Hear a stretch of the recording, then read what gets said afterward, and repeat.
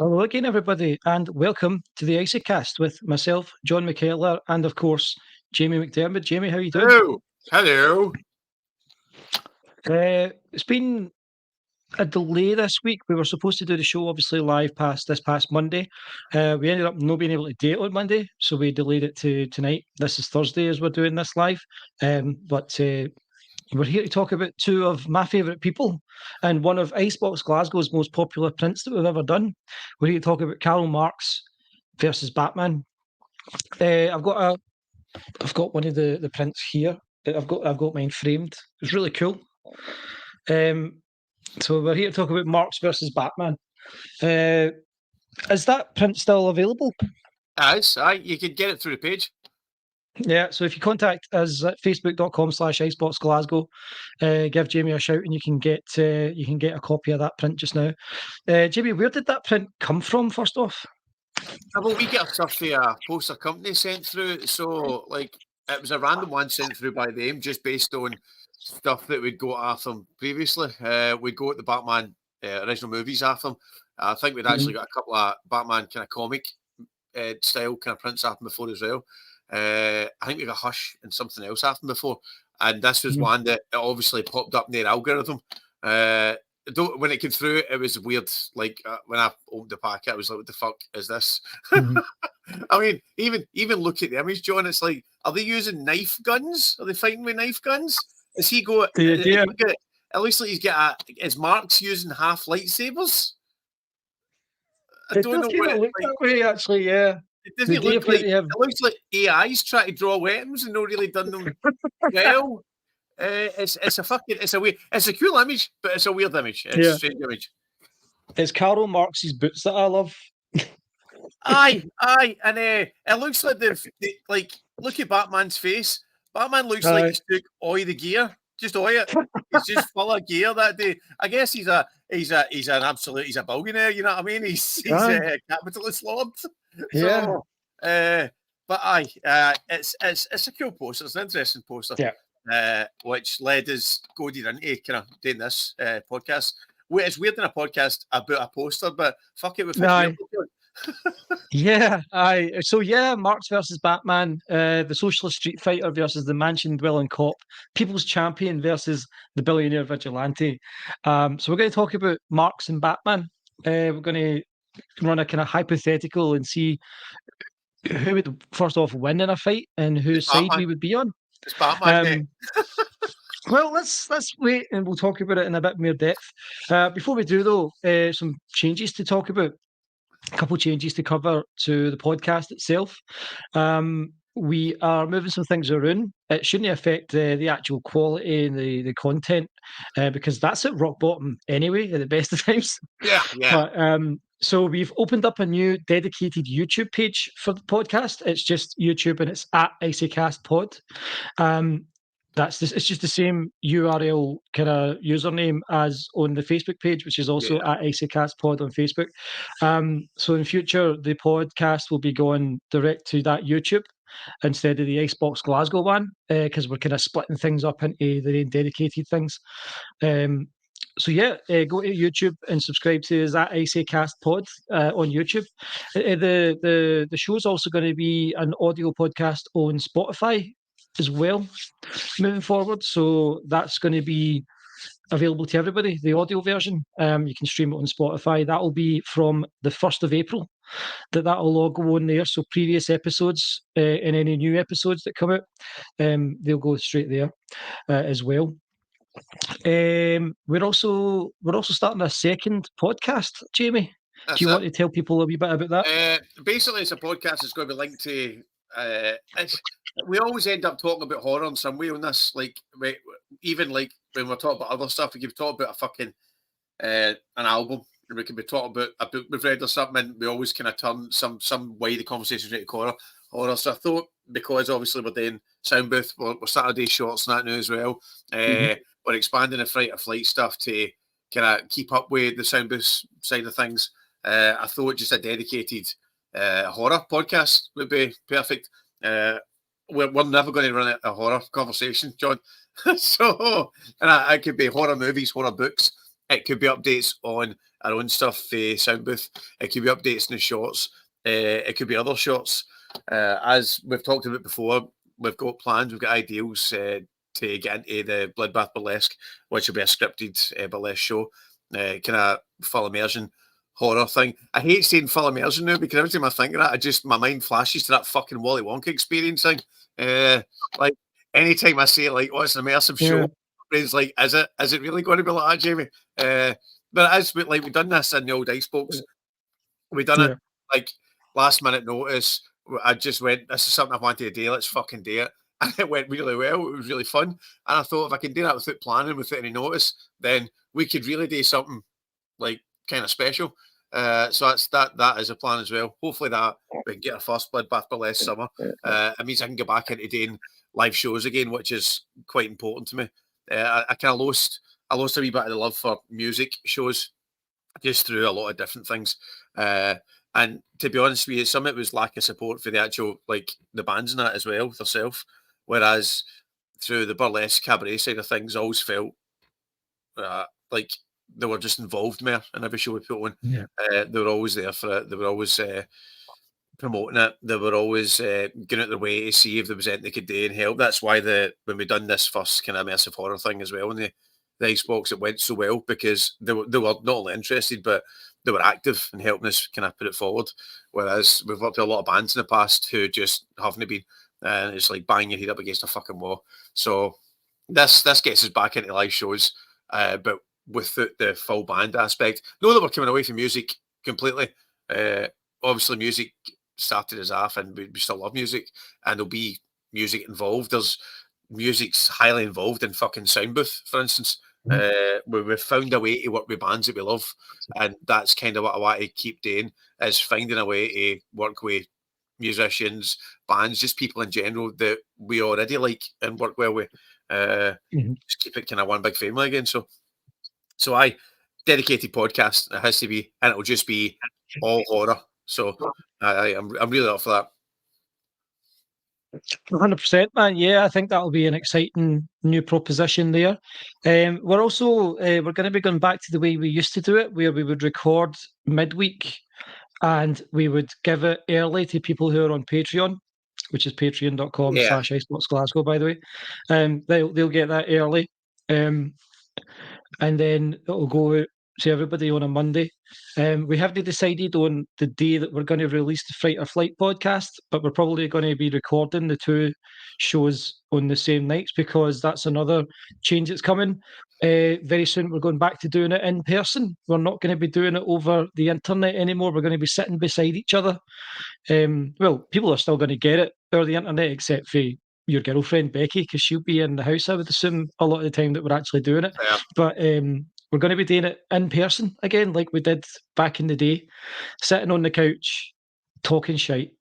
And I'm looking forward to that part of it. I'm looking forward to that aspect of being in the room together and interacting at a human level, because I feel like we always do better when we're just in person because we just kind of have a laugh and stuff like that. I might not even be here, John. I might not even be here. This might just be, I could be anywhere. I could be sitting in a bus. Exactly. Yeah. There's probably a 98% chance that you're in the buff right now, Jamie. Everybody is watching this. Always. If you hear my voice before you see me, there's always a good chance it. JK Moonbeam comments and says, "I'm no here either."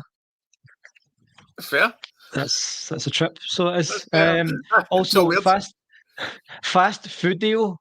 Hello, sorry for bothering you. I want to offer promotion of your channel, viewers, followers, chats, views, chatbots, etc. The price is lower than any competitor. The quality is guaranteed to be the best. Flexible and convenient order management panel, chat panel, everything is in your hands. A huge number of custom settings. Go to Streamrise. You can fuck off. Are you just reading the adverts, John? Yeah. Just reading the adverts. That's fucking great. This is clearly a bot. But thanks for the same for joining us. Thanks for joining us, Fast Video. But we're going to pass. You can fuck off. Where were we? So we're going to start doing that in future. So the key takeaways: we're going back to pre-recording the show. We're going back to doing it in person. The show is coming to podcast streams, Spotify, and all that. and we're doing an extra podcast. So plenty coming up, and yeah, look forward to that. From April 1st, that's when you'll be able to access the audio podcast, like the back episodes, including this one, because this by then will be a back episode. Yeah. And that's also when the videos are all going to go live on the new Icecast YouTube. And by then, they'll all have been removed for the Icebox YouTube and the Facebook. And then the kind of archive of the video will only be on YouTube. You won't be able to get it on Facebook for more than like a week. And you won't be able to get it on the Icebox Glasgow YouTube. So you have to subscribe to us at Icecast Pod on YouTube. You can still view it on Twitch as well. It'll just go up. It'll go out as live, but it won't be live. It'll be pre-recorded. I think that's everything. I think it is, John. Have I missed anything? Yeah, I don't think I've missed anything there. So I'm going to ask you a question, Jamie. You and I are both Marxist leaning, very left wing leaning, and I wanted to ask you: do you consider yourself more of a Leninite or a Trotskyite? Trotskyite. Right. The only reason it sounds like a surprise, but like I was thinking about that a wee bit. It sounds like a surprise, John. It's a question I've never thinking to myself before. I think Trotsky, certainly with the stuff he teaches as well, a lot of it is he goes more into the artistic side of stuff.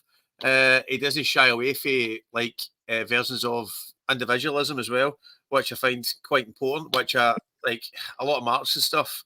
Like, see, reading more into just even just going into the general pros and cons of Marx, it came across as a bit of an arsehole sometimes, mate, let's face it. And he wasn't very big on individualism when it came to certain aspects of life. It obviously is because a lot of stuff has changed. Capitalism's changed now. The class has changed now. And you know what? I'm just going to say it. He ain't got no class. John, this has just led up to this whole thing. This whole thing's just about that one joke. Thanks for joining us, folks. We'll see you Monday for the next Music Games episode. I would disagree with you regarding individualism. I think that the goal of communism is to maximise individualism. I don't know. Well, it doesn't like if you read about it though. That's you putting your own slant in it. Certainly, if you read a lot of Marxism stuff, he's no big on individualism. Whereas Trotsky took Marx's stuff and also made it more about the individualism. He took a lot of the artistic side of stuff in that as well. Whereas Lenin, didn't he? He kind of went on the more harder side of things. He's more into the fascist side of things, of like, let's just have a dictatorship by us instead. Pretty, it's like, it's like, and that, even that whole fucking thing annoyed me. It's like, so, right there, like the bourgeois, fucking bourgeois, we'll put it on you up in like the class hands, but then we become the upper class, and then suddenly and you're like, oh, hold on, no, you're just doing two things that are the same, but you're switching it around. And the whole thing is everybody has got to have a fair crack at it. Everybody's got to be treated the same for birth. He didn't want that. I think he had maybe a kind of stick in his bonnet about it. But the answer to the question is definitely Trotsky. So. Yeah, I'm still stuck on this Marx no being an individualist. I think that that's incorrect. I think that ultimately, well, John, you can think that, mate. The ideal of communism is to remove class, right? To remove like ultimately, a communist society would be a global one that's stateless, classless, moneyless. Like there wouldn't be the entire paradigm that we live in would be a foreign concept in a communist society. You know, like the idea of jobs and bosses would be done away with, and it would be from each according to their ability and to each according to their needs. Very simple germ would come a society where people are free to just kind of pursue their own individual interests. We've had this debate before. We've had this argument before as well, and I don't think the argument itself can be. I certainly don't think we can chat about it on like a half-hour fucking podcast either. Whereas I definitely think that things have changed so much, and it's not even that it changed so much. They've probably always been like that. I think we'd be naive to think that humans can take that on board unless there was a deep change inside fucking people as a whole.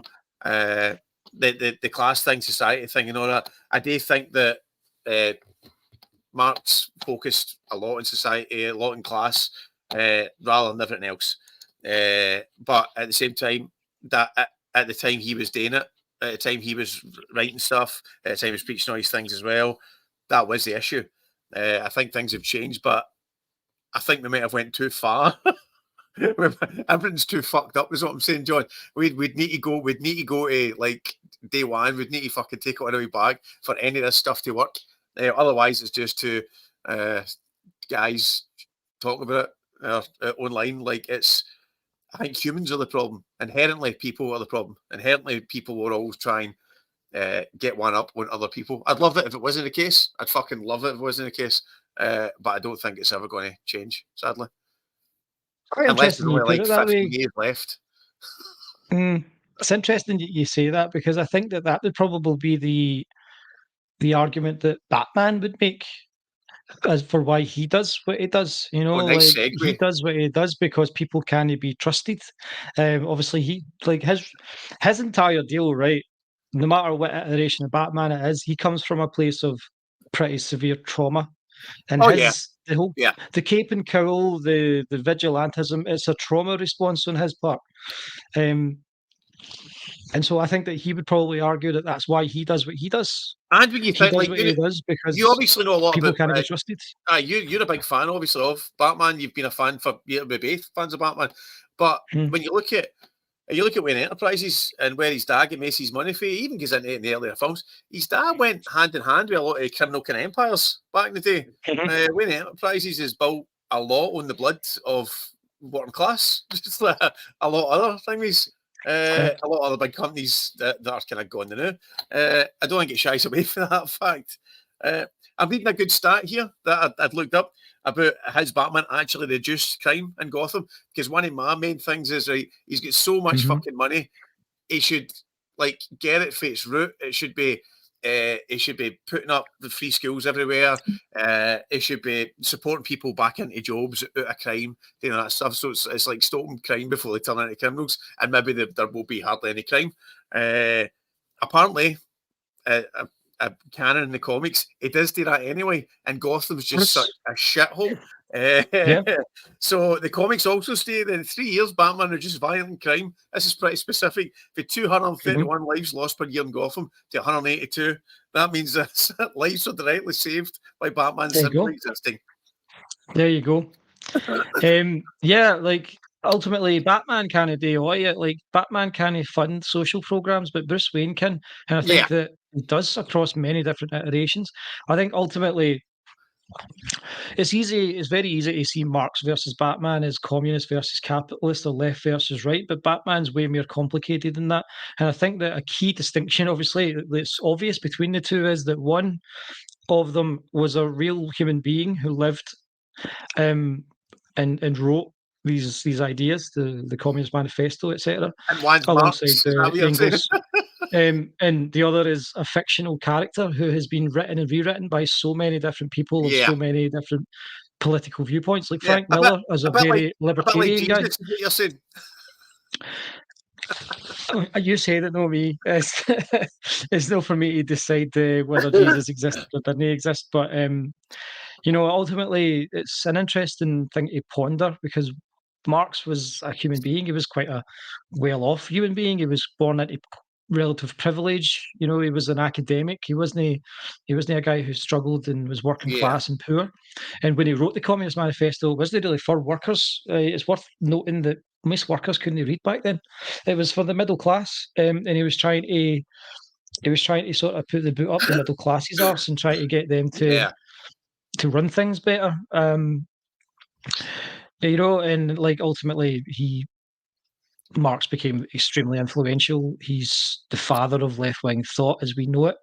He also did, like Marx predicted that capitalism would have collapsed in itself by now. He predicted that it should have collapsed in itself.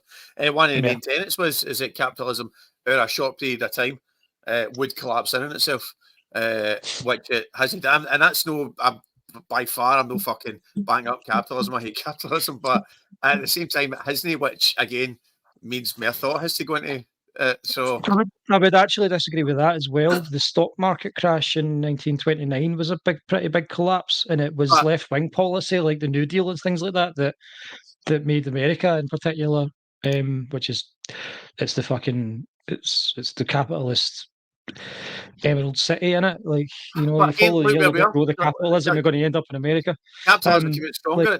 Capitalism didn't get weaker. It may be getting weaker now whenever it's going to shit, but then it's on a long timeline. It gets weaker for like the crashes. It came out stronger for the crashes. It got ready the fucking. It sorted the week for the chaff for the crash. I disagree. A lot of working class and middle class. As a tool of exploitation, capitalism came out stronger. As a social system, it came out far, far weaker, and it has just continued to break down gradually ever since. Yeah, I guess I would argue. About capitalism at a point. Like I said a minute ago, like the New Deal, which is the most left-wing set of legislation in the history of the United States, that was what got the US economy back up and running. Yeah. Similar here in the UK, it was the NHS and the post-war package, legislation that was aimed at social programs to improve people's lives, which are all left-wing. These are the things that made society stronger as a social system. And I think ultimately, if you're talking about political ideologies like capitalism, communism, socialism, this or that, it's how it affects society as a system that you should really be measuring it by. So capitalism, I don't think, has got stronger and stronger and stronger as a social system. I think it's breaking down gradually in exactly the way that Marx predicted. I mean, you know what, John? I do think you see some stuff with blinkers, but I hope you're right. I hope you're absolutely right. I mean, like we'll see in a short time span or a long time span. I guess we'll see if it does collapse. I think it already has. I think we're going to get to a point where everything's even shitter before it does go anywhere near a full collapse again. Capitalism props up capitalism, and it constantly will. People with money will keep it there for as long as they possibly can. The trouble with that is that capitalism as a system, it relies on cyclical consumption and exponential growth, which are completely impossible when you have such rampant inequality. And if the inequality gap just gets bigger and bigger, you're not going to be able to. And it does. The equality gap is. Again, I hope you're right. Yours is the. It's a cancer. It is like a social cancer. It just eats itself, and it's gradually getting worse and worse. I'm a cynic, I'm afraid. So I think it'll just keep eating itself, but it'll be self-sustaining. And then the other guys will just be holding it up at the end of the day. It depends on the metric that you use to measure whether it's self-sustaining or not. I think it's already fucked. It's been fucked for years. It isn't sustaining itself in any way, shape, or form. Inequality is just getting worse and worse and worse. I don't think that inequality has been worse than this since, like, literally the Industrial Revolution in Victorian times, when you had basically capitalist barons deciding whether people ate or didn't eat. I don't think it's working, and I think that it's. In that sense, I think Marx was completely spot on. Let's lighten the mood here with a wee joke courtesy of Reservoir Drugs. Why does Karl Marx hate Earl Grey? I don't know. Because all property is theft. Jesus fuck. Right. Yeah. You know what? I'll fucking see him about that. You're going to have to have a talk. You know what's funny, John? You know what's funny, and it's a kind of ironic twist and stuff. There's a really good website, battlebay.com. It does all kind of essays and stuff like that, and it's got a huge essay on the pros and cons of Batman, and it's got a similar one on the pros and cons of Karl Marx and his teachings. I thought that's everything in the one place. Like, everything that I want to read about it now, so I'm going to that. I was hidden behind a massive paywall. so I that's ironic. I just couldn't. That's as ironic. I'm like, that's fucking brilliant. That's everything we need, basically. Yeah. That is as ironic as me loaning out my copy of the Communist Manifesto a few years ago and then never getting it back. And I forgot who I gave it to. So. That's quite good as well. Did you rent them? Yeah. I just kind of loaned it to somebody and went, oh yeah, read that. It's great. I think it was. Did you know that I think like it was us having this, college. us having this, like talking about the poster on the podcast and stuff as well, just for shits and giggles, basically. There's also a Reddit thread based on Right. this poster. Oh Like wow, okay. based on this actual poster, there's somebody's put up a Reddit thread. It was like about a year ago or something like that. It's been archived now because there wasn't a lot of Mhm. chat on it. There was basically 4 rants on it, and then 3 people either agreeing with the rants or disagreeing with the rants, and then they just Yeah. archived it because nobody, obviously, Marx and Batman, mate, nobody's thing. Mate. Even people like if everybody on the list was pro Marx here, they would still fucking argue with each other. So Yeah. I think ultimately, right, Marx versus Batman sort of is slightly a misleading title, I think, because I don't think that it's Batman is a capitalist sort of icon. Bruce Wayne in particular is way more complicated than that. Like Bruce Wayne is born into obviously the billions and billions, and where that money comes from is sort of immaterial, really, when you consider that it is a superhero story at its heart. He is a guy who watches his parents get gunned down, and as a trauma response, he resolves that he's never going to let that happen to anybody in Gotham City ever again. I don't think Batman is particularly political. I think Batman tends to suffer. Batman stories tend to suffer when they get particularly political. yeah, I Um, agree with that. and Aye. I think that it depends as well what version of Batman, um, and what age Batman is and where he is in his journey as Batman, whether he would fight or join Karl Marx. He might see Karl Marx as being too radical the Yeah, vast majority of the time, but I think that the underlying message of um, from each according to ability and to each according to need, which if I had my druthers, I would switch around. I would say it should be to each according to need and then from each according to ability. It would just, when you feed people and give them housing and clothes, and I you think treat them aye, properly them and will they're learn their healthier and abilities. happier, Yeah, they'll learn better and they'll they'll work gain better. their own abilities. That's exactly it. Everybody Yeah, should get needs first. They yeah, get their needs first, and then I think like greatest could just spur for that anyway. So yeah. And so yeah, I think that I think Batman would broadly agree with that. And he's confined as well to one city, like a city that's fictional and a city that is very particularly drawn and written as a cesspit, a human cesspit. yeah, It's so like you gave the stats earlier of just how horrific it actually well is. that's it. Like, Gotham itself is a villain. Like Gotham aye, itself is 100%. who Batman is Yeah, versus. So yeah, and it's weird because it's like obviously Bruce Wayne is Gotham City. He helped build it. He helped make it. His yep. family helped build it and make it. And then, but it's almost like he's split personality, and it's split personality in the city as well. Batman's fighting against it at night. Yeah, Uh, it's almost like Gotham City could be painted as a metaphor for the very capitalism that he was raised in. oh, absolutely. Because like That you he say, fights against. The Waynes built that city, um, and profited off it. Yep. Um, and when he loses his parents, he's completely stripped of that pretense that they're somehow special. That's just completely taken away from him, and he ends up basically at war with this city the rest of his life. Yeah, absolutely. It's like he's fighting against the very system that raised him. And it's And a I think that very much a love hate thing. So yeah, and I so think that in that sense he could probably agree with a lot of what Marx writes and what Marx would argue um, about the state of society and how you can improve it. Um, But then but again, it depends because like older, more jaded Batman would probably just doesn't care. He enjoys beating up criminals.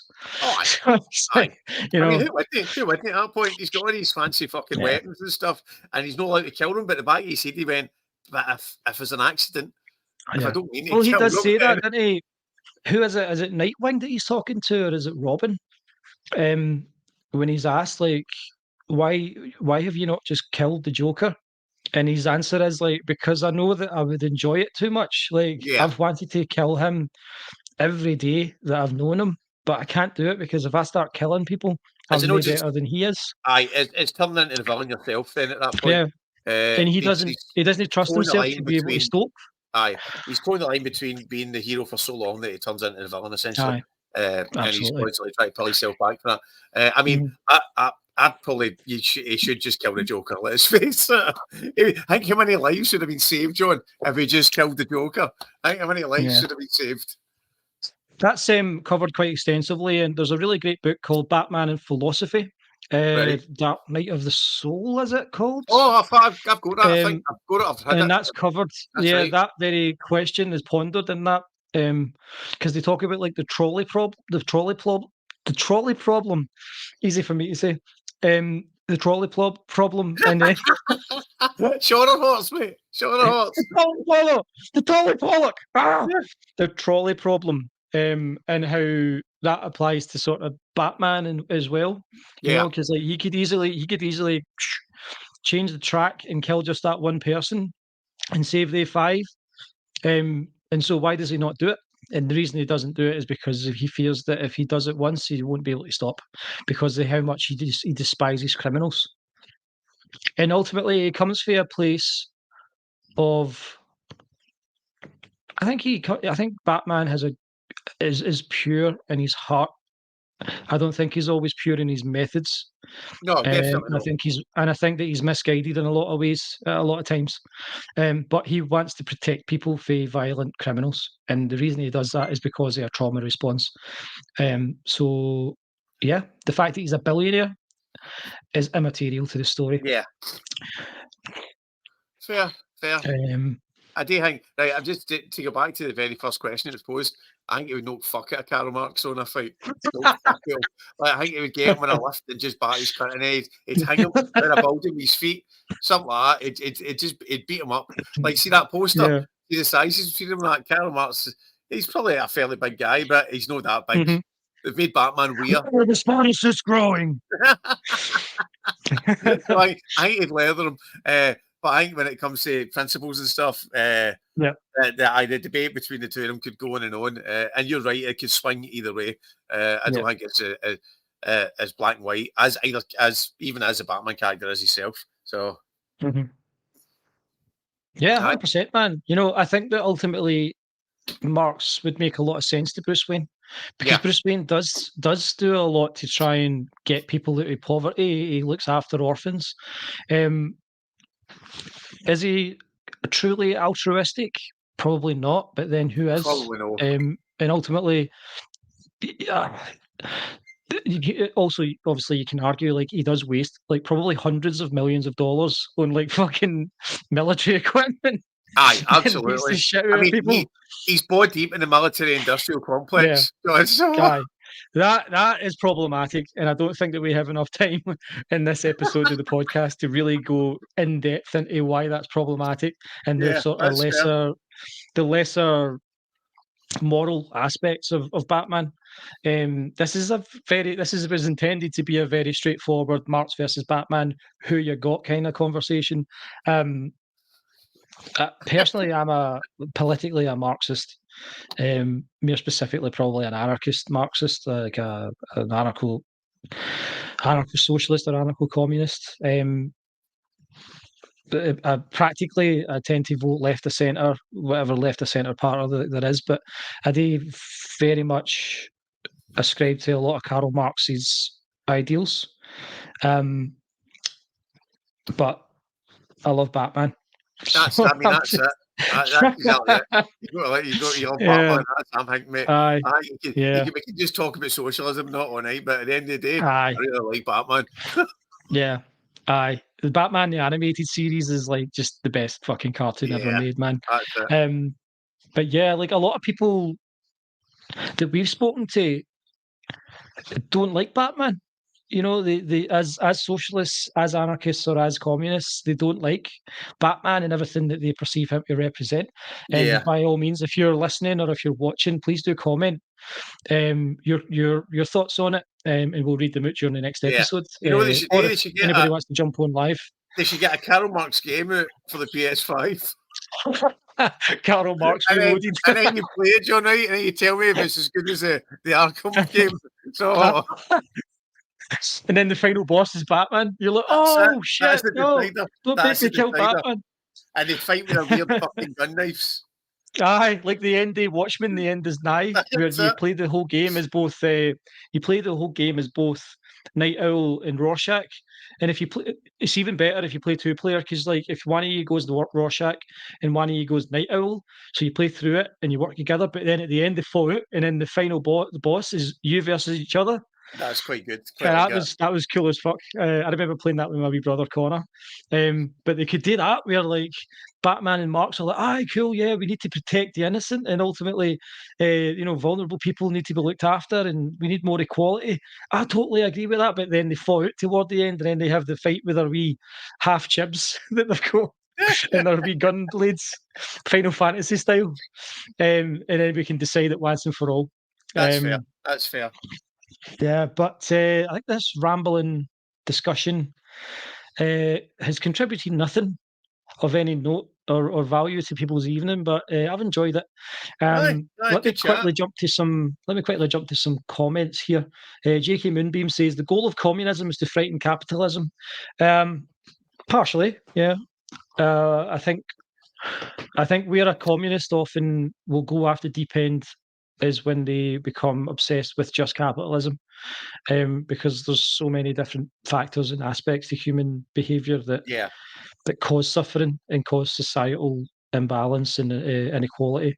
Capitalism being the main one. Any one point on it becomes negative. Then, So if your obsession is like class, or your obsession is capitalism, your obsession is just the bourgeois themselves, you'll cut out all the nuance that makes everything good. Yeah.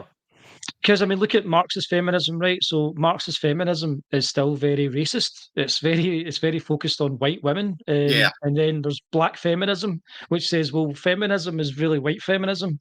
Black feminism argues that black women should have this particular place in feminism that white feminists just don't seem to agree is the case. And then so you have to kind of put all of that together into like a big kind of Marxist melting pot. And come out with kind of proper Marxism. Yeah, fair. Which is Marxism, which is the biggest. That's the biggest sort of argument against Marxist feminism, is that Marxism plus feminism equals Marxism. But I'm going off on a tangent here. We've got more comments. Batman's a fucking poser, says J.K. Moonbeam. I mean, I reckon Batman would kick my fucking arse. So who am I calling a poser? You can take that risk if you want, Jakey. Reservoir Drug says capitalism is parasitical. It is, and it has very near bled as dry. It has. Each time it comes to the brink, it has to be bailed out. Yep. The New Deal bailing the banks out, etc., is ultimately unsustainable. I do agree with that. Like, ultimately, the New Deal, while it was the most left-wing legislation that America has ever introduced, it still existed to prop up a capitalist system, and that's probably the biggest weakness of it. Would Americans in the 30s have had more an appetite for proper socialism than they do now, before all the kind of Red Scare? I don't know enough about the kind of cultural zeitgeist at the time to be able to answer that, but it's quite possible because they lapped up the New Deal, and the New Deal was an unparalleled investment in American infrastructure and was designed to make people's lives better. Yeah. It just was designed within the confines of a capitalist system. I don't see them trying it again anytime soon, to be honest. Like, America's just fucked at the moment, but we're not really here to talk about American politics. We're here to talk about... That's a different podcast, mate. Yeah, or Patreon, which you can subscribe to at patreon.com/Icebox Glasgow. Follow us on Facebook. So the Icebox Facebook is Icebox Glasgow. Follow the podcast on Facebook, YouTube, and Twitch. It's at IceyCastPod on all three. What have we got coming up this coming week, mate? We've got Monday's show, which is going to be Names of Games, the letter F. The letter F in the Names of Games. That's going to feature Final Fantasy VIII. Yeah. I'll sit for an hour and just rant about how Final Fantasy VIII is my favourite Final Fantasy game. Okay. And I don't know. We'll talk about other stuff. Anything else you want to discuss tonight before we go? No, not really, mate. I think that's good. We caught up with all the stuff at the start. I've talked about other podcasts, other projects and stuff. We can touch on them at the end of it. I think everything will probably kick off next month anyway, at the same time as everything changes there. That's probably when we'll get just everything into play at one time. And it gives us a chance to pre-record a few. Don't be no April Fool. Yeah. Don't be no April Fool. Get subscribed to our new YouTube at IceyCast Pod. Follow the podcast on Spotify when it launches on 1st of April. I don't think you can actually access the Spotify feed yet until it goes live. That's right, you can, aye.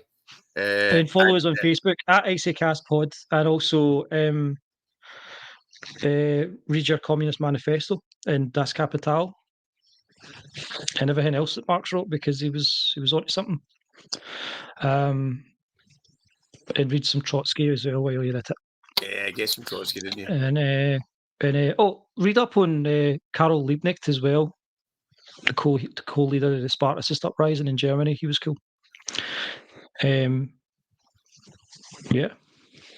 Just be kind to each other, and just be kind to each other and advocate for a more egalitarian, safer, anti-militarist society where we have equality, proper equality, and we're free to kind of just chill out and do our own thing, and then we won't need Batman. Behave yourself, or the bat bogey man will come get you.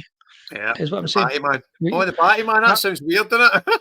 Batman would probably say to Marx, you know what I mean? He'd be like, well, it's because it's because people aren't listening to you that they need me, or something. I don't know. Maybe I don't know, mate. Batman would probably. Spitballing. I'm just spitballing. Batman would be like, Marx, I don't exist, mate. You're fucking ranting at clouds. Get a grip of yourself. Your socialist imagination, you crazy bastard. I've not even been invented yet, mate. Marx died in 1883, for Christ's sake. Oh, fucking hell. All right. Let's get going, mate. Have a good night, and I'll see you on Monday. Aye. I'll see you later. Well, I'll see you. You won't see me. You'll just see a fucking living room. Oh, I'm coming to your house, mate. All right. See you later. Bye-bye. See you. Bye-bye. Bye-bye.